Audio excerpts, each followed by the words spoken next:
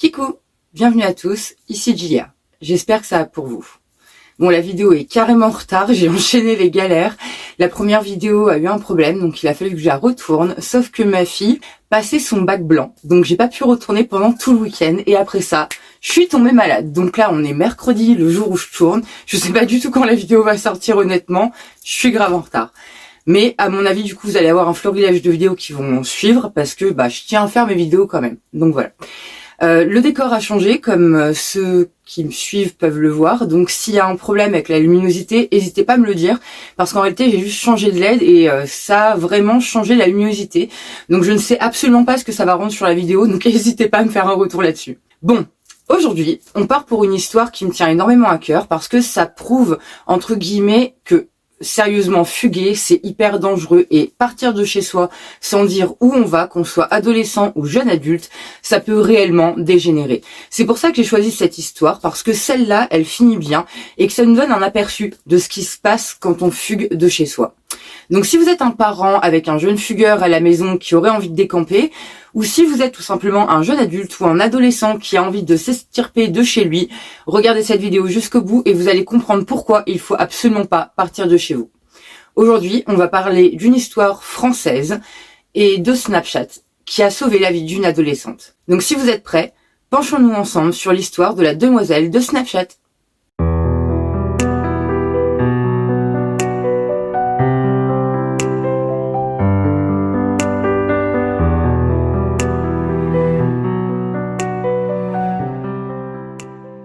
C'est une histoire très récente puisqu'elle s'est passée en 2021.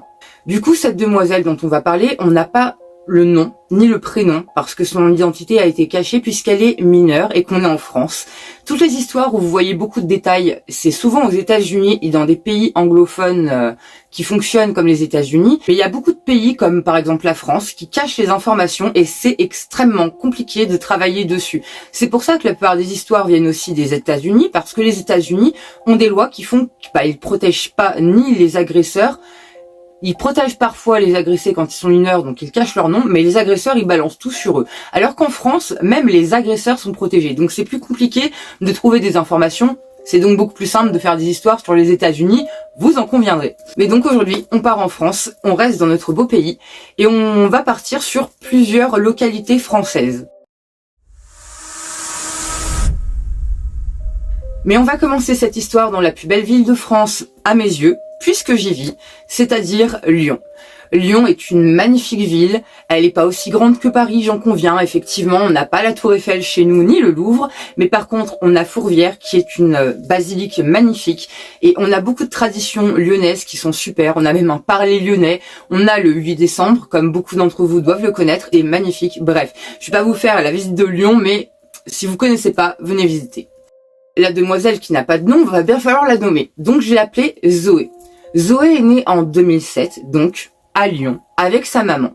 On ne sait pas exactement ce qui s'est passé, mais toutes les deux vivaient dans le nord de Lyon, et la garde de Zoé a été enlevée à la maman de Zoé, et on ne sait pas exactement à quel âge.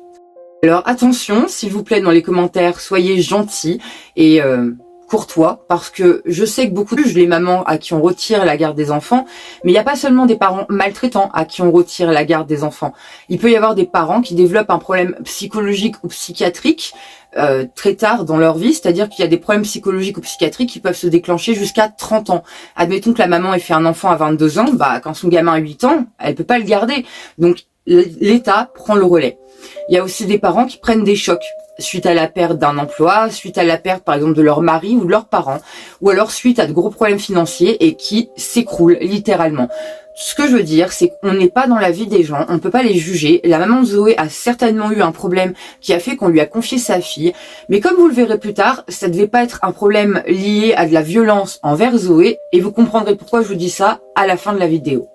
Donc Zoé a été confiée à une famille d'accueil dans la ville d'Annonay, qui se situe en Ardèche. L'Ardèche, c'est pas très loin de Lyon, elle est donc à 200 km de sa ville natale. Annonay, c'est un village / ville, je ne sais pas exactement dans quelle bulle le situer. Zoé, au moment de notre histoire, donc en 2021, a 14 ans. Elle est au collège et elle est en 4e. Et cette jeune demoiselle a déjà eu l'habitude de faire quelques fugues. Le but de ces fugues, vous vous en douterez, c'est de rejoindre sa maman direction Lyon. À chaque fois, c'était le même scénario.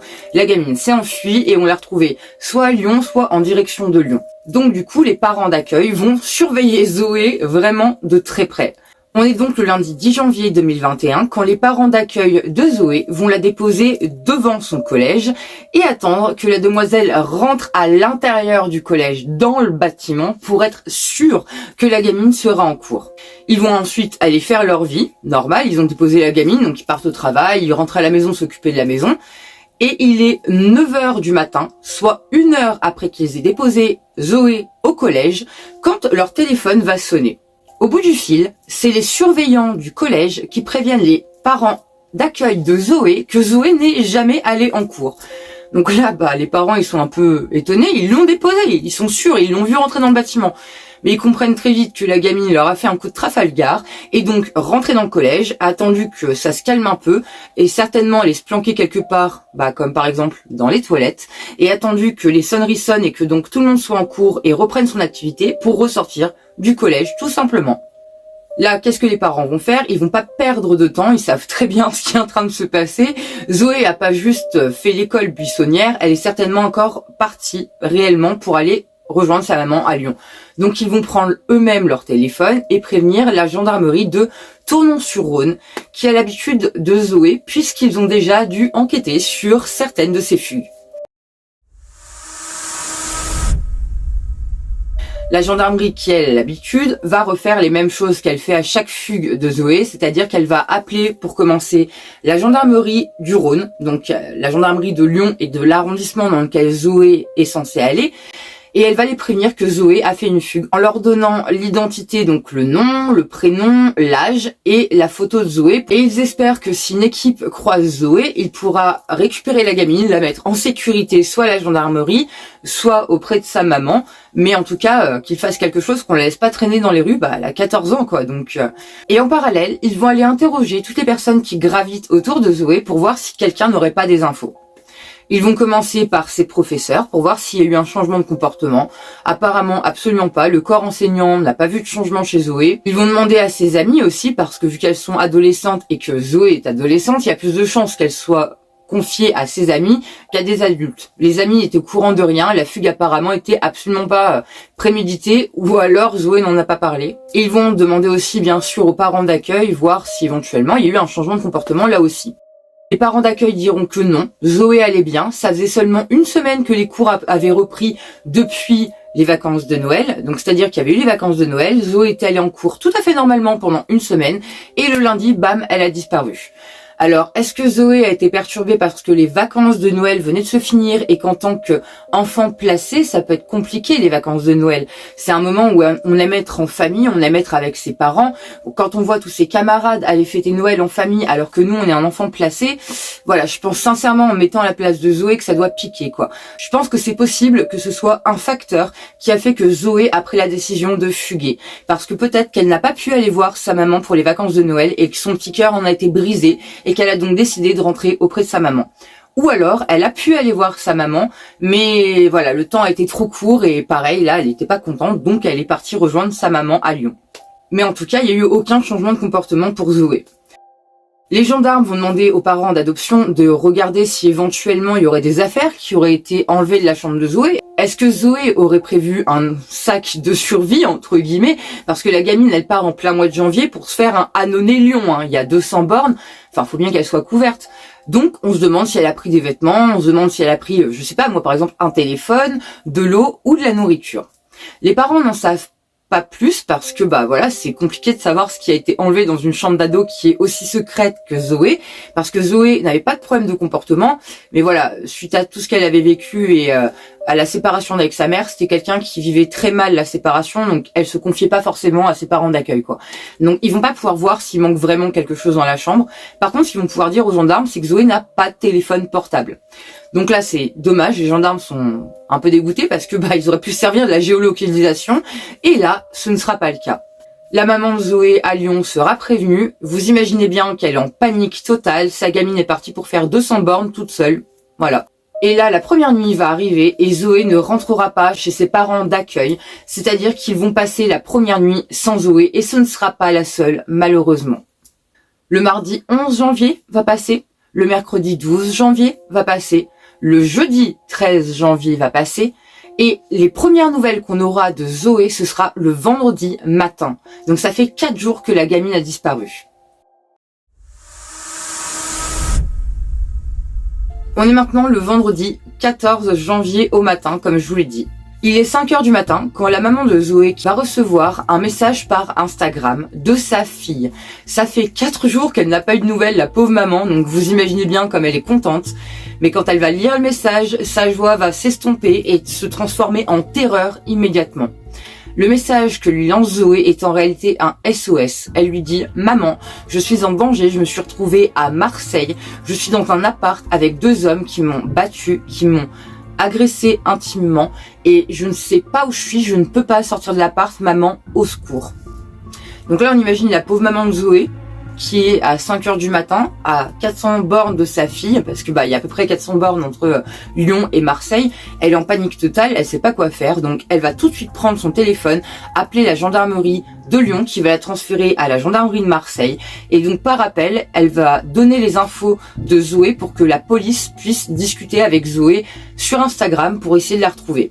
Donc là, les gendarmes vont essayer de retrouver Zoé, ils vont essayer de la localiser avec son téléphone, mais ils y arrivent pas. Et là, il y a une policière qui va avoir une idée de génie. Elle va demander à Zoé, via le téléphone, via Instagram, si Zoé a Snapchat. Zoé va lui dire, bien entendu, j'ai Snapchat. Donc la policière va demander à Zoé ses identifiants pour pouvoir la demander en ami, pour que Zoé puisse communiquer avec eux via Snapchat et être géolocalisée par l'application. Parce que par Snapchat, on a la géolocalisation si on veut. Donc il y a juste à ce que Zoé appuie sur un bouton, elle est géolocalisable et c'est ce qu'ils vont faire. Et comme ça, ils vont réussir à retrouver l'immeuble dans lequel est Zoé. Zoé se situe en réalité dans le quartier nord de Marseille, qui est malheureusement un quartier qui n'est pas très bien réputé, qui est réputé pour un haut degré de criminalité et de violence. Et Zoé a fini à 14 ans dans ce quartier-là. Donc les gendarmes vont arriver en bas de l'immeuble, mais le problème c'est que c'est bien beau, il y a plusieurs étages sur l'immeuble. C'est des immeubles à au moins 10 étages, donc comment ils vont faire pour localiser la gamine ? Donc là, ce qu'ils vont faire, encore une idée assez astucieuse, ils vont laisser une équipe en bas, ils vont prendre une équipe qui va monter tout en haut de l'immeuble, et ils vont prévenir Zoé qu'ils vont faire du bruit devant les appartements, et que quand Zoé entendra du bruit, il faudra qu'elle envoie « oui » par Snapchat aux policiers pour qu'ils défoncent la porte, et c'est ce qui va se passer. Les policiers vont partir d'en haut, ils vont descendre étage par étage en passant devant chaque appartement pour faire un peu de bruit, en espérant que Zoé soit à l'intérieur d'un de ces appartements. Et arrivés devant un appart, ils vont recevoir oui, car Zoé était bien dans un appart et qu'elle a entendu du bruit devant la porte. Là, les gendarmes vont défoncer la porte et ils vont trouver 2 énergumènes à l'intérieur de l'appartement avec Zoé. Zoé est dans un coin, elle est prostrée, elle est faible parce qu'elle a été battue et abusée comme je vous l'ai dit, et sérieusement, elle n'est pas dans un état très glorieux, la gamine. Les 2 énergumènes vont être arrêtés, mais l'un d'eux, avant d'être arrêté, va essayer d'effacer une vidéo de son téléphone. Sur cette vidéo, qu'y a-t-il ? Vous aurez deviné, il y a des vidéos de Zoé en train de se faire abuser. Donc le gars, quand il a entendu la gendarmerie défoncer la porte, il a pensé que ça pouvait faire une preuve, il a voulu effacer la vidéo, mais les policiers l'ont pas laissé faire, les gendarmes lui ont sauté dessus, lui ont arraché le téléphone des mains avant de le menotter, ce qui fait qu'ils ont la vidéo, ils ont la preuve. Après ça, Zoé va bien sûr être emmenée à l'hôpital pour qu'on puisse la soigner, parce que comme je vous l'ai dit, elle a été battue, la pauvre gamine. Donc elle va être emmenée à l'hôpital de Marseille, pendant que les 2 énergumènes, eux, vont être emmenés en garde à vue. La maman de Zoé sera rassurée, on a bien réussi à sauver Zoé. Les parents adoptifs de Zoé, pareil, seront rassurés immédiatement, on a réussi à retrouver la gamine, tout va bien entre guillemets.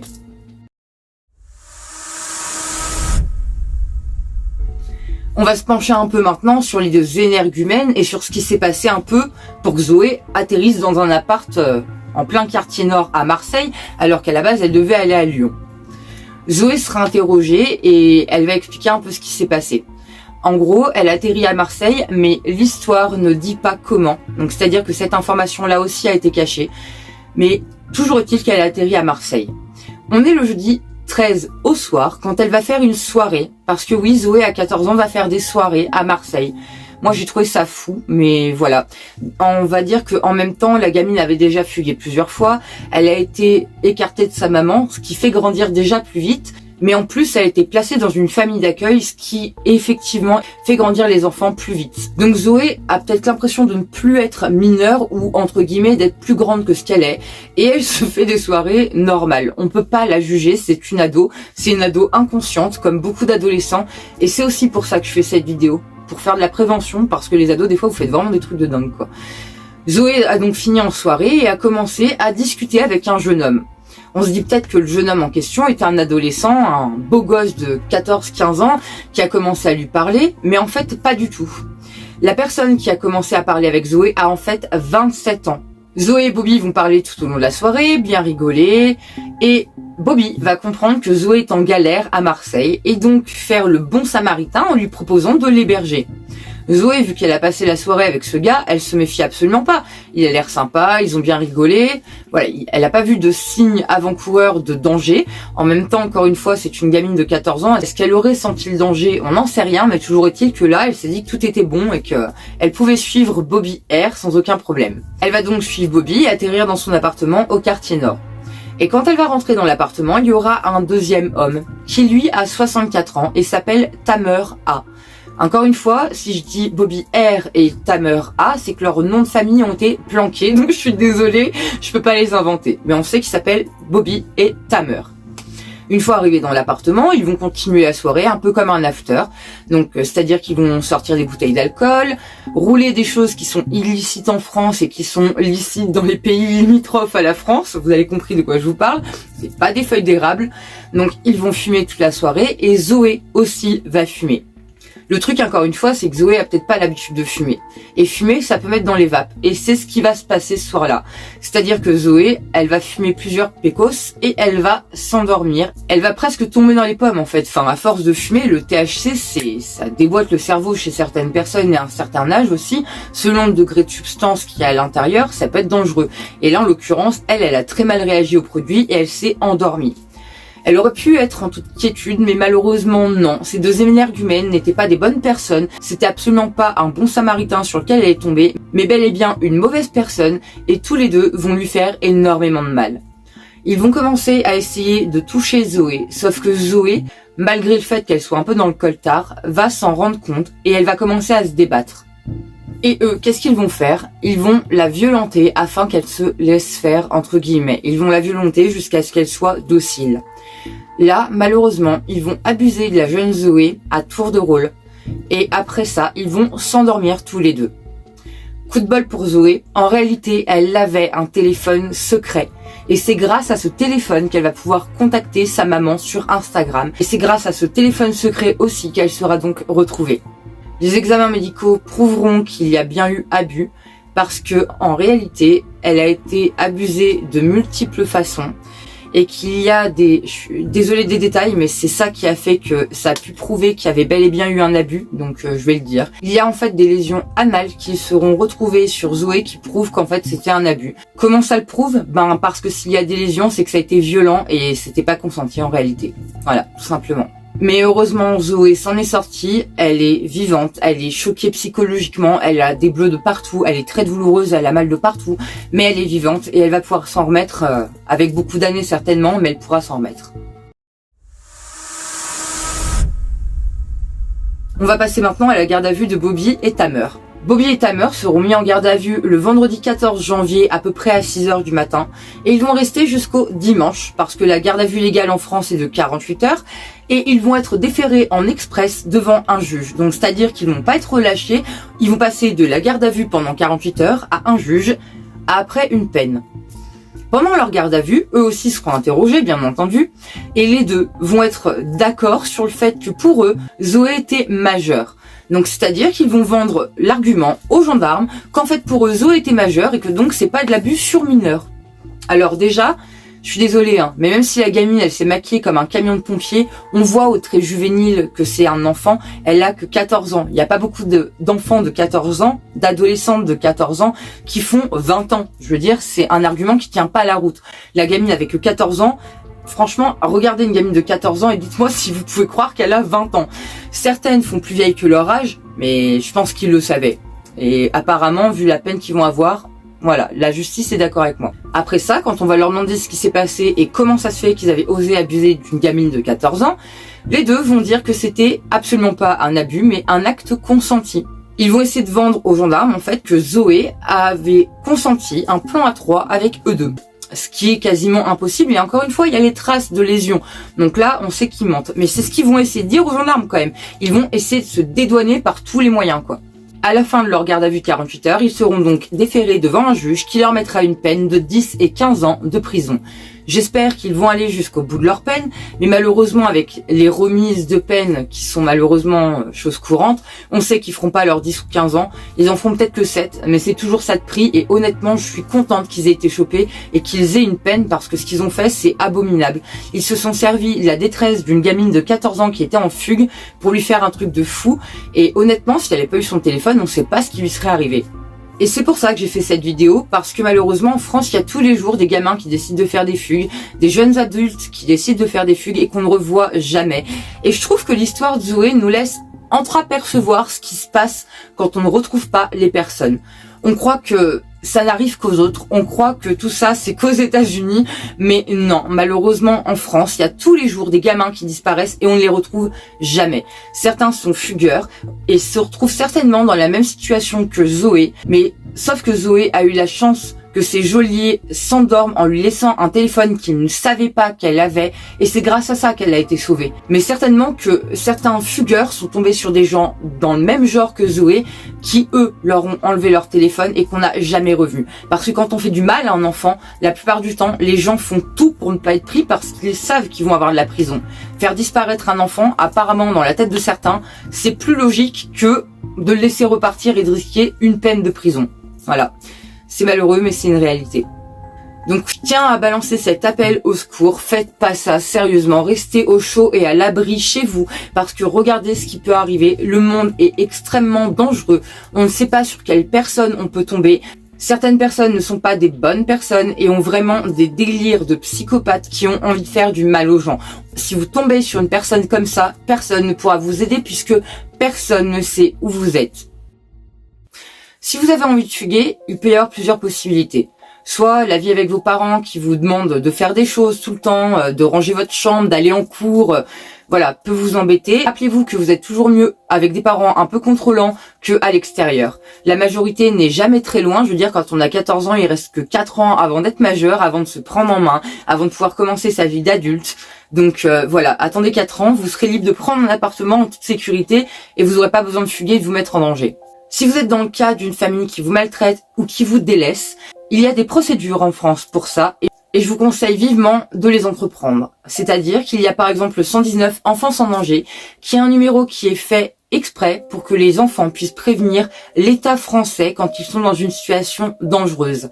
Les adultes aussi peuvent appeler quand ils savent que des enfants sont en danger. Donc si vous êtes dans le cas où vous savez qu'un enfant est maltraité, n'hésitez pas à faire ce numéro de téléphone pour dénoncer la personne, car ce n'est jamais normal et ça peut être dangereux pour la vie de l'enfant. Donc si vous êtes en danger chez vous, n'hésitez pas à faire ce numéro de téléphone. Sinon, il y a d'autres solutions. Vous pouvez aller trouver les assistantes sociales de votre ville ou de votre mairie afin qu'elles vous aident parce que c'est une situation de danger et elles doivent réagir.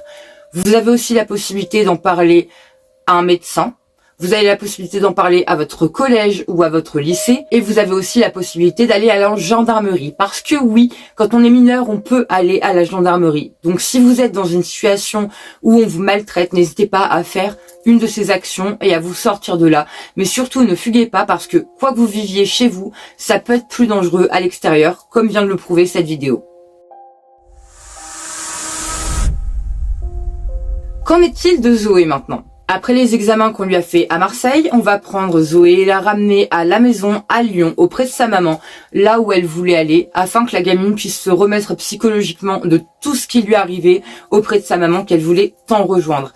Parce que l'histoire, c'est ça en fait, c'est un brise-cœur, mais c'est qu'une gamine de 14 ans qui voulait rejoindre sa maman, ça me brise le cœur personnellement. Et je suis extrêmement contente qu'elles aient pu se retrouver. Parce qu'en réalité, elles se sont retrouvées définitivement.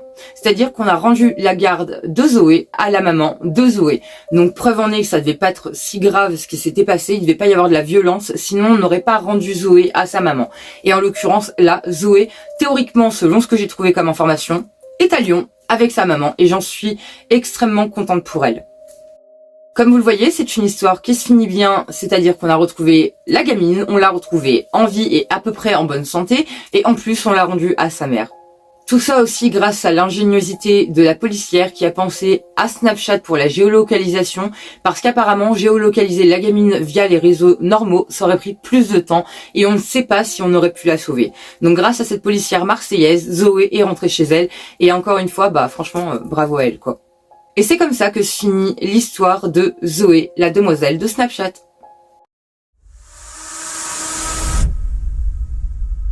Alors pour le mot de la fin, il n'y a pas grand chose à dire, mis à part que je suis très contente que Zoé soit rentrée chez elle et ait été retrouvée. Vraiment, je tenais à cette vidéo énormément. C'est pas un sujet que je ferai très souvent, les fugues qui se finissent bien, mais celle-là, je tenais à la traiter parce que Zoé a été sauvée entre guillemets in extremis, vraiment.